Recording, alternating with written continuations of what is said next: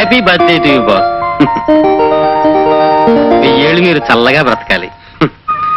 బ్రతికే ప్రతి క్షణం ఒక సమస్యగా, ఒక సంఘర్షణగా ఉండే ఈ కాలంలో 1000 ఏళ్ళు ఎందుకు బ్రతకడం కేశవ? మీకోసం కాకపోయినా మీ నీడలో బ్రతికే లక్షలాది పేదవాళ్ళ కోసమైనా మీరు 1000 ఏళ్ళు చల్లగా బ్రతకాలి. భోజనాలు కాదు మేడం. బాస్ మీకు ఫోన్. నరసమ్మా నువ్వు వడ్డించు. అలాగే బాబు. Hello. Hello Ramu, many happy returns of the day. Thank you Vijay, thank you very much. బాగా సందడి వినిపిస్తుంది. నిన్ను విష్ చేయడానికి చాలా మంది పెద్దలు వచ్చినట్టున్నారు. ఎంతో పెద్ద మనసున్న మనుషులు చాలా మంది వచ్చారు. ప్రేమాభిమానాలే ఆస్తిపాస్తులుగా ఉన్న మనుషులు చాలా మంది వచ్చారు. Very good, I'm really happy. Once again many happy returns of the day. Thank you Vijay, thank you very much. మీరు అనుకుంటున్నట్టు స్వప్న ఈ రోజు ఇక్కడికి రావటం లేదు. ఏ ఎందుకని? మీరు చెప్పిన దానికంటే ఎక్కువ సొమ్మిచ్చి భుజంగరావు ఆమెను తన బంగ్లా తీసుకెళ్లిపోయాడు. డియర్ ఫ్రెండ్స్, మందు తప్ప వేరే ఏ ఇతర మజా ఉండలేదని మీరు ఈ మధ్య చింతిస్తున్నారని తెలిసి లక్షలు ఖర్చు పెట్టి ఈ స్వప్నం తీసుకొచ్చాను. ఇది మీ అందరికీ వరుస క్రమంలో రోజుకో స్వప్నం చూపిస్తుంది. ఆ తర్వాత దీనికి ఈస్ట్మన్ కలర్ స్వప్నం నేను చూపిస్తాను. వండర్ఫుల్ భుజంగరావు, ఇలాంటి ముచ్చటైన ఏర్పాట్లు చేస్తావు కనుకనే నీతో బిజినెస్ కైనా పార్టీకైనా మేమంతా పరిగెత్తుకొస్తాం.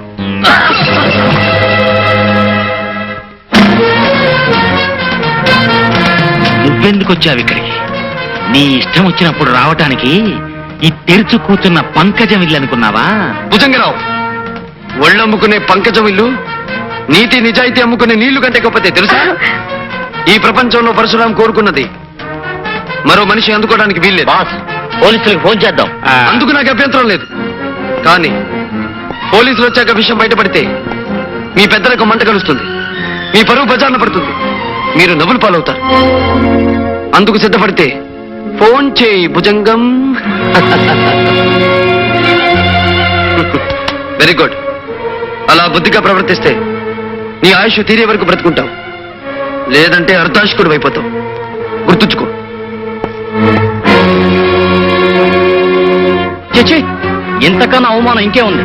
ఈ భుజంగరావుని నమ్ముకుని రావడం మంది పొరపాటు. నిజంగా వాడు భుజంగరావు మొహాన ఫ్యాన్ నీళ్లు తల్లిత పనిచేశాడు. పదండ్రా పోదాం.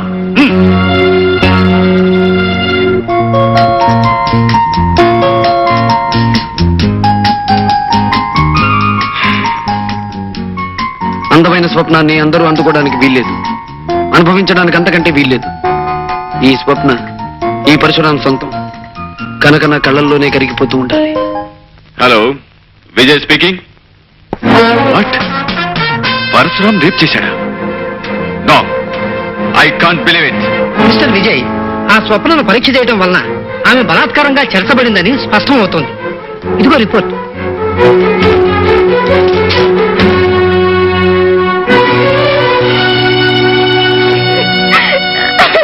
స్వప్న, ఊరుకోమ్మా, ఊరుకో. చూడండి ఇన్స్పెక్టర్ బాబు, పశువు పాడు చేసిన పూల మొక్కలాంటి నా చెల్లెలు స్వప్న బ్రతుకు చూడండి. స్వప్న, ఏం జరిగిందో చెప్పు. పెళ్లి చేసుకొని అందరిలో కాపురం చేయాలని కలలుగాని నా బతుకుని నాశనం చేశాడు ఆ పరశురాం. రాక్షసులా మా కొంప మీదకి వచ్చి బలవంతంగా నన్ను ఎత్తుకుపోయి నాకే గతి పట్టించాడు బాబు. ఏడవకమ్మా స్వప్న, ఏడవకు.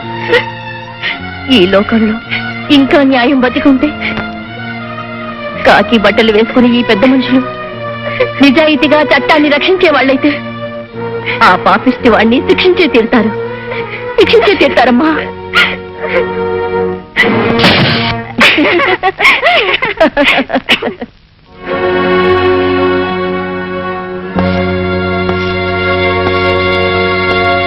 రాము, అరే నువ్వా విజయ్? ఏమిటి ఇలా వచ్చావు? కమాన్ విజయ్, ఏమిటి ఎలా ఉన్నావు? ఏం జరిగింది? జరగకూడని సంఘటన జరగటం వల్ల నేను ఇక్కడికి ఆఫీసర్గా రావటం జరిగింది. రాము, ఇప్పుడు నువ్వు నాతో రావాలి. స్నేహితుడు ఆప్యాయంగా రమ్మంటే తప్పకుండా వస్తాడు ఈ పరశురాం. ఇంతకీ ఎక్కడికి విజయ్? పోలీస్ స్టేషన్కి. పోలీస్ స్టేషన్ కా? ఎందుకు? అరెస్ట్ చేసి పోలీస్ స్టేషన్ తీసుకెళ్ళడానికి వారెంట్తో సహా వచ్చాను. విజయ్, ఈ పరశురాం ఇంట్లో అడుగుపెట్టి ఈ పరశురాం ఎదురుగా నుంచుని వారెంట్ పేరుతో బెదిరించి అరెస్ట్ చేయడానికి వచ్చిన మొట్టమొదటి పోలీస్ ఆఫీసర్వి నువ్వే విజయ్, నువ్వే. సారీ రాము, నేను ఇక్కడికి వచ్చింది నిన్ను బెదిరించడానికి కాదు, నా బాధ్యత నిర్వర్తించడానికి. ఐసి, ఏ నేరం కారణంగా అరెస్ట్ వారెంట్ తీసుకొచ్చావు? ఒక ఆడపిల్లను మానభంగం చేసినందుకు. నేను మానభంగం చేయటమా? అవును, స్వప్ననే అమ్మాయిని బలవంతంగా ఎత్తుకొచ్చి ఆమె ఇష్టానికి వ్యతిరేకంగా నువ్వు అని ఎవరన్నారు? చూసిన సాక్షులు చెప్పారు. బలాత్కరించబడిన స్వప్న చెప్పింది. ఆ సాక్షులు అబద్ధం చెప్తున్నారు, ఆ స్వప్నం కూడా అబద్ధం చెప్తుంది. ఇదంతా కావాలని కల్పించబడ్డ కట్టు కదా. నేను వెంటనే స్వప్నను చూడాలనుకుంటున్నాను. అందుకు అవకాశం లేదు రాము. ఇక ముందు నువ్వు స్వప్నం కలుసుకోబోయేది లాయర్ల సమక్షంలో కోర్టులోనే. Get out Vijay, get out. మన స్నేహం మీద గౌరవం ఉంటే వెంటనే వెళ్ళిపో. రాము, స్నేహం కారణంగా వృత్తికి నేను అన్యాయం చేస్తే ఈ లోకంలో స్నేహం అనే పదానికే గౌరవం పోతుంది. ఇప్పుడు నాకున్న రెండే మార్గాలు. స్నేహం కోసం బాధ్యతను విస్మరించి వృత్తికి రాజీనామా ఇవ్వటం, లేదా డ్యూటీ కోసం స్నేహానికి కూడా తల వంచకుండా నిన్ను అరెస్ట్ చేసి తీసుకెళ్ళటం. నన్నేం చేయమంటావో నువ్వే నిర్ణయం చెప్పు. ఆల్ రైట్ విజయ్, ఒక బాధ్యత గల ఆఫీసర్గా నా స్నేహితుడు 10 కాలాల పాటు ఆనందంగా ఉండాలని కోరుకుంటున్నాను. అందుకే నీతో పోలీస్ స్టేషన్కి రావాలనుకుంటున్నాను. కానీ ఒక్క విషయం గుర్తుంచుకో, చట్టం, న్యాయం, అబద్ధాన్ని నమ్మి నాకు అన్యాయంగా శిక్ష విధిస్తే అందుకు కారకుడివి నువ్వే అవుతావు. రాము, నువ్వు నిజంగా నిర్దోషమైతే నీకు న్యాయం జరిగేటట్టు చూసే బాధ్యత నాది. I promise you. ఓకే, నేనిప్పుడు నీతో వచ్చేది చట్టానికి కట్టుబడి కాదు, నువ్వు తెచ్చిన వారెంట్కి తలవంచి కాదు. నా స్నేహితుడైన నీ మాట నమ్మి నీ కోసం వస్తున్నాను. నువ్వు అన్న మాట నిలబెట్టుకుంటావని ఆశిస్తున్నాను. కమాన్, లెట్స్ గో. ఈ పరశురాం ఇంట్లో అడుగుపెట్టి ఈ పరశురాం ఎదురుగా నుంచుని వారెంట్ పేరుతో బెదిరించి అరెస్ట్ చేయడానికి వచ్చిన మొట్టమొదటి పోలీస్ ఆఫీసర్వి నువ్వే విజయ్, నువ్వే. సారీ రాము, నేను ఇక్కడికి వచ్చింది నిన్ను బెదిరించడానికి కాదు, నా బాధ్యత నిర్వర్తించడానికి. ఐసి, ఏ నేరం కారణంగా అరెస్ట్ వారెంట్ తీసుకొచ్చావు? ఒక ఆడపిల్లను మానభంగం చేసినందుకు. నేను మానభంగం చేయటమా? అవును, స్వప్ననే అమ్మాయిని బలవంతంగా ఎత్తుకొచ్చి ఆమె ఇష్టానికి వ్యతిరేకంగా నువ్వు అని ఎవరన్నారు? చూసిన సాక్షులు చెప్పారు. బలాత్కరించబడిన స్వప్న చెప్పింది. ఆ సాక్షులు అబద్ధం చెప్తున్నారు, ఆ స్వప్నం కూడా అబద్ధం చెప్తుంది. ఇదంతా కావాలని కల్పించబడ్డ కట్టు కదా. నేను వెంటనే స్వప్నను చూడాలనుకుంటున్నాను. అందుకు అవకాశం లేదు రాము. ఇక ముందు నువ్వు స్వప్నం కలుసుకోబోయేది లాయర్ల సమక్షంలో కోర్టులోనే. Get out Vijay, get out. మన స్నేహం మీద గౌరవం ఉంటే వెంటనే వెళ్ళిపో. రాము, స్నేహం కారణంగా వృత్తికి నేను అన్యాయం చేస్తే ఈ లోకంలో స్నేహం అనే పదానికే గౌరవం పోతుంది. ఇప్పుడు నాకున్న రెండే మార్గాలు. స్నేహం కోసం బాధ్యతను విస్మరించి వృత్తికి రాజీనామా ఇవ్వటం, లేదా డ్యూటీ కోసం స్నేహానికి కూడా తల వంచకుండా నిన్ను అరెస్ట్ చేసి తీసుకెళ్ళటం. నన్నేం చేయమంటావో నువ్వే నిర్ణయం చెప్పు. ఆల్ రైట్ విజయ్, ఒక బాధ్యత గల ఆఫీసర్గా నా స్నేహితుడు 10 కాలాల పాటు ఆనందంగా ఉండాలని కోరుకుంటున్నాను. అందుకే నీతో పోలీస్ స్టేషన్కి రావాలనుకుంటున్నాను.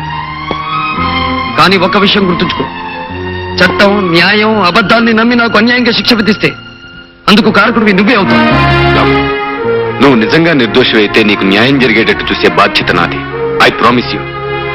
ఓకే, నేనిప్పుడు నీతో వచ్చేది చట్టానికి కట్టుబడి కాదు, నువ్వు తెచ్చిన వారెంట్కి తలవంచి కాదు. నా స్నేహితుడైన నీ మాట నమ్మి నీ కోసం వస్తున్నాను. నువ్వు అన్న మాట నిలబెట్టుకుంటావని ఆశిస్తున్నాను. కమాన్, లెట్స్ గో.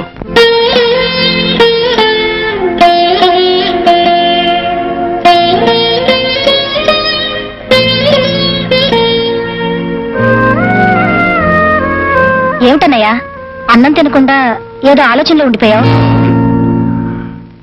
ఏం లేదమ్మా, ఏం లేదు. ఏమీ లేదని ఒక్క మాట అన్నంత మాత్రం సరిపోతుంది అనుకున్నారా? ఈ మధ్య మీరు ఏ రోజు సరిగ్గా కడుపు నిండా భోంచేశారు, కంటి నిండా నిద్రపోయారు.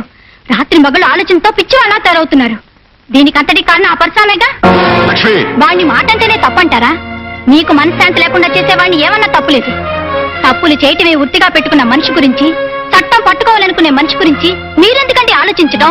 అలాంటి నేరస్తుని మర్చిపోవాలండి. లక్ష్మి, ఏ మనిషి అమ్మ కడుపులోంచి నేరస్తుడిగా ఈ లోకంలోకి అడుగు పెట్టడం?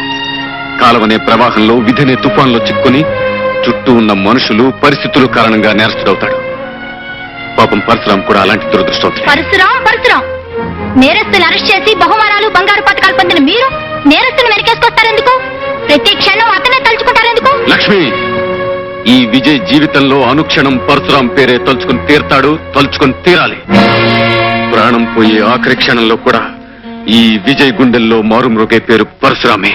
నాకు పుట్టుకనిచ్చింది తల్లిదండ్రులే అయినా ఈ బ్రతుకునిచ్చింది పరశురామే.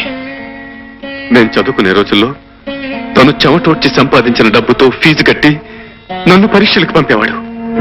ఈ రోజు సూపరింట్ ఆఫ్ పోలీస్ అయి ఆఫీసర్ అనే బ్యాడ్జ్ నేను ధరించాను, నేరస్తుడనే ముద్ర తను భరించాడు.